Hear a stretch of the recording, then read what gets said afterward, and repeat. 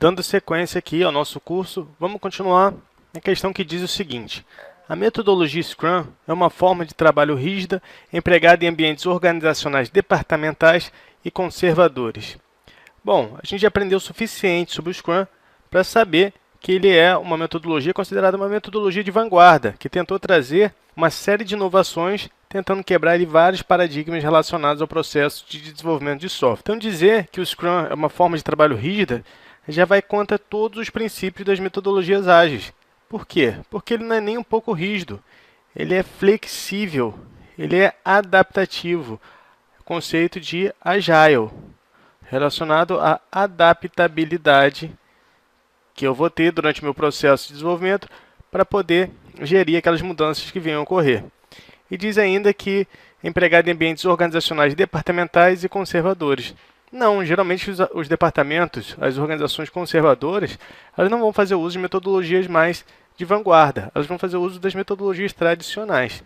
Então essa questão está incorreta. No desenvolvimento de software conforme as diretivas do TDD, Test Driven Development, deve elaborar primeiramente os testes e em seguida escrever o código necessário para passar pelos testes. Essa questão aqui é uma questão da Ancine de 2013 e percebam que ela cobra aqui um conteúdo superficial sobre o TDD. Então vamos lá, qual que é o mantra do TDD?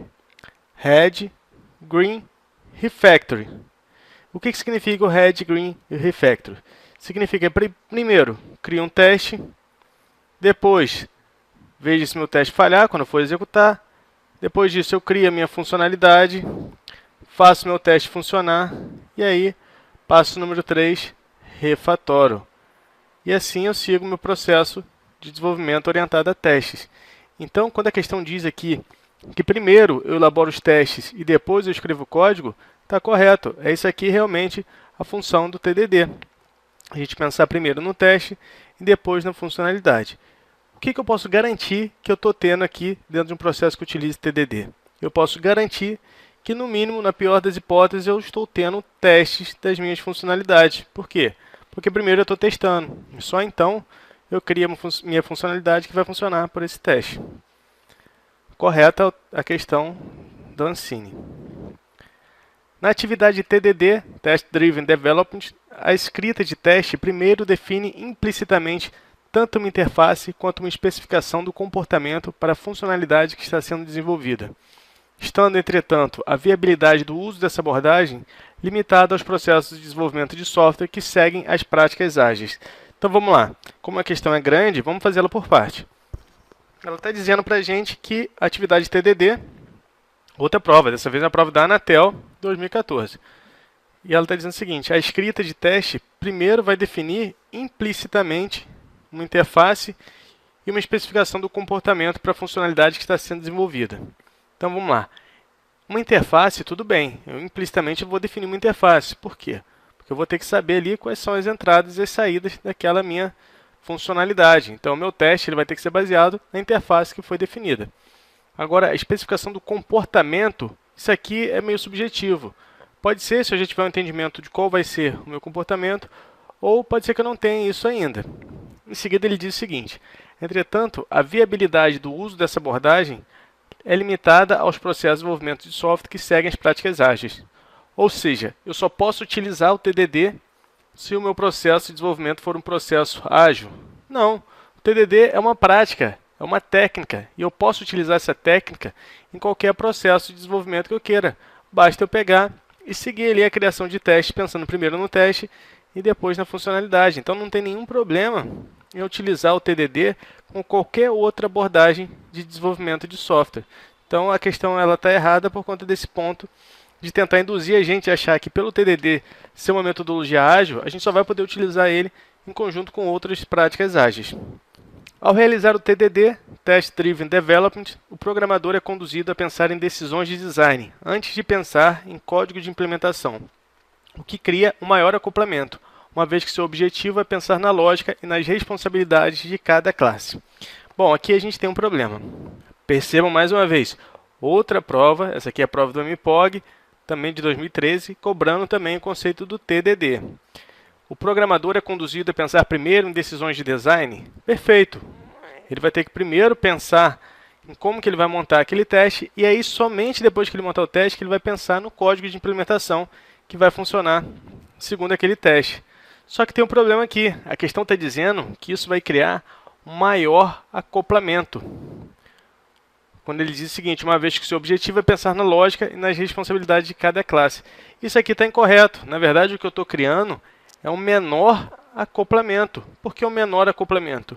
Porque o meu teste ele não está me induzindo a escrever a minha funcionalidade. E é o que ocorre quando eu escrevo primeiro a funcionalidade. Eu tenho um maior acoplamento.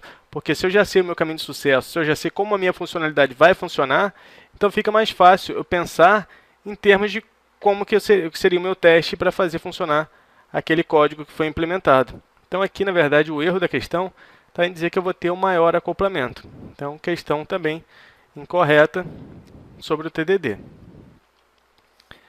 As principais características do Extreme Program são a divisão em equipes de até 7 pessoas, duração de uma iteração de 4 semanas e distribuição de equipes.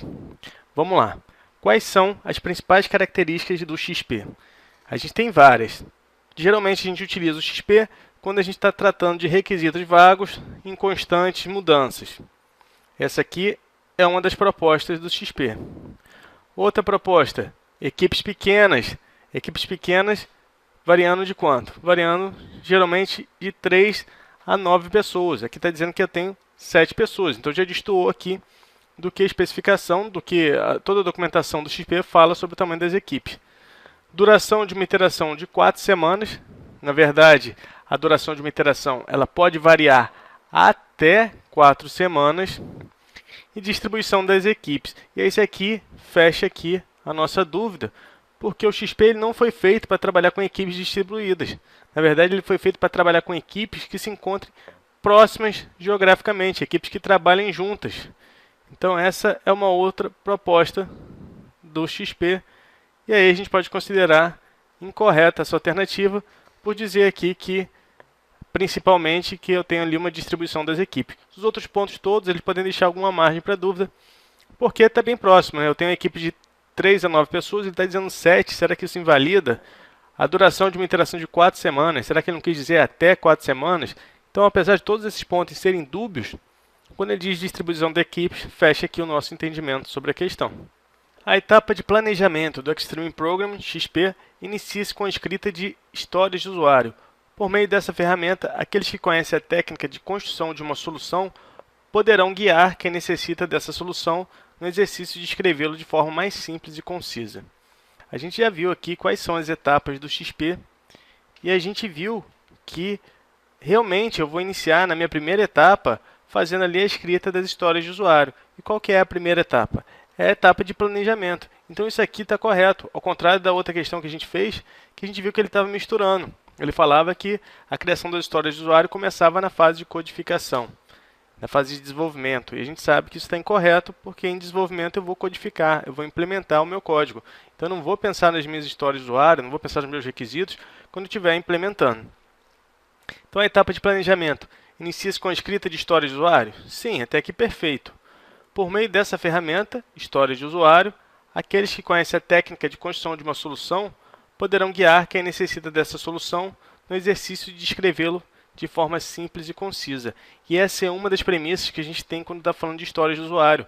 É saber descrever essas histórias de usuário num formato simples e conciso, num formato claro, num formato que faça com que tanto o usuário que definiu aquela necessidade quanto o desenvolvedor, eles possam ter um entendimento claro sobre aquela história de usuário. Ambos conseguem olhar para essa história e saber o que ela significa. Então não tem uma linguagem rebuscada que apenas um dos dois vai entender. Não tem uma linguagem fortemente voltada ao negócio que apenas o usuário iria entender. Então é uma forma simples de expressar ali a necessidade do usuário para um determinado momento. Então está correta essa alternativa aqui, essa questão. Também a questão da prova Anatel de 2014. Na metodologia Scrum, a fase em que se integra o software, realizam-se os testes finais e gera-se a documentação do usuário é denominado pós-planejamento, post-game phase. A gente já viu também, já aprendemos que o ciclo de vida do Scrum ele é baseado em 3 fases principais, que são divididas em subfases. Quais são as 3 fases principais? A primeira delas é o pré-game phase. O que é o pré-game phase? Aqui os meus requisitos eles vão ser descritos em um documento que é o meu Product Backlog. Falamos sobre isso já. Depois disso, esses requisitos eles vão ser priorizados e são feitas estimativas pela equipe de desenvolvimento para definir qual é o esforço de desenvolvimento de cada requisito desse. O planejamento ele vai incluir também a definição da equipe, quem vai ser minha equipe que vai desenvolver, as ferramentas que eu vou utilizar, os riscos do projeto, as necessidades de treinamento, tudo isso vai ser elaborado aqui dentro da fase de planejamento. Depois que isso tudo for acertado, a fase também tem a responsabilidade de propor uma arquitetura de desenvolvimento. Aqui eu tenho também uma preocupação com qualquer alteração que ocorra em todos aqueles meus requisitos que estão descritos lá dentro do meu backlog, e tudo isso vai ser identificado de alguma forma para que eu possa controlar ali os riscos associados a cada uma dessas alterações.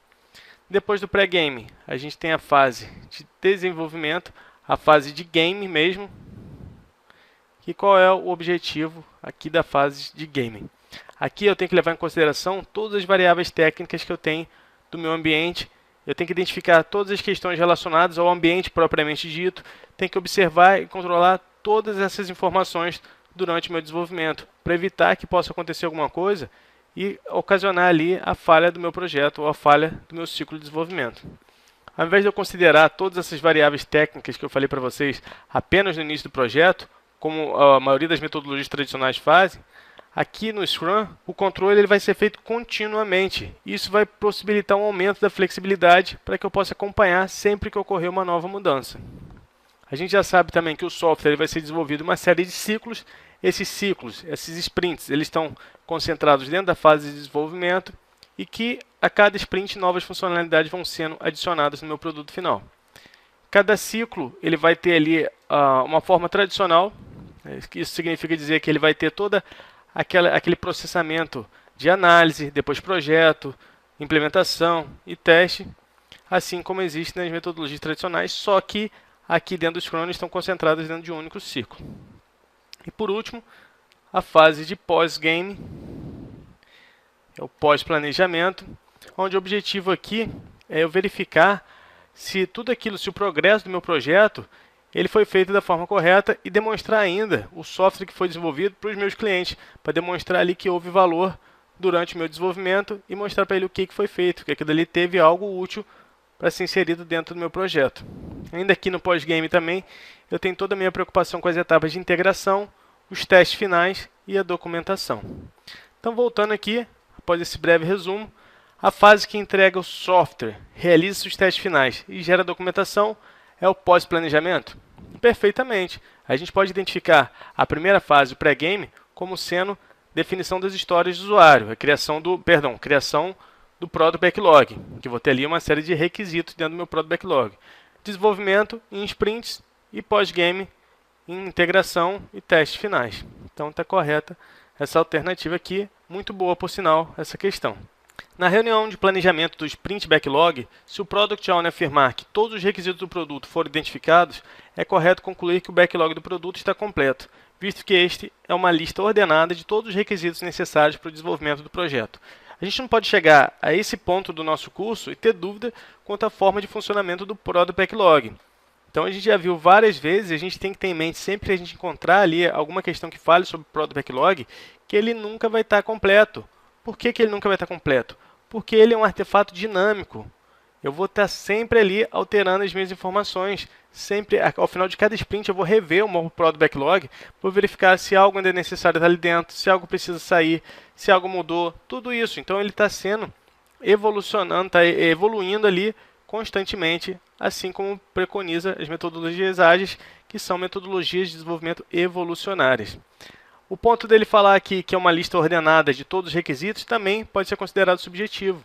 Por quê? Porque ele é uma lista ordenada dos requisitos que eu tenho definidos para o meu desenvolvimento do produto. Agora, não posso dizer que são de todos os requisitos, porque isso aqui pode deixar aqui o entendimento de que eu já tenho tudo pronto, já tenho tudo finalizado.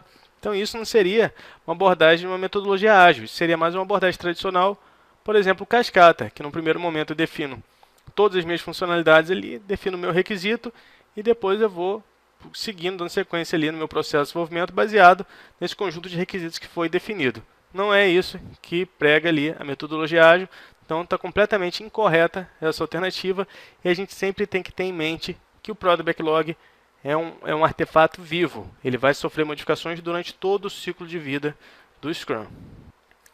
Na metodologia ágil XP, as metáforas são formas de transmitir ideias complexas de maneira simples, ou seja, utiliza-se uma linguagem simples entre a equipe e o cliente com o objetivo de que, entre as inúmeras variáveis de controle em projetos, tais como tempo, custo, qualidade e escopo, obtenha-se maior foco no tempo, em detrimento do planejamento do release.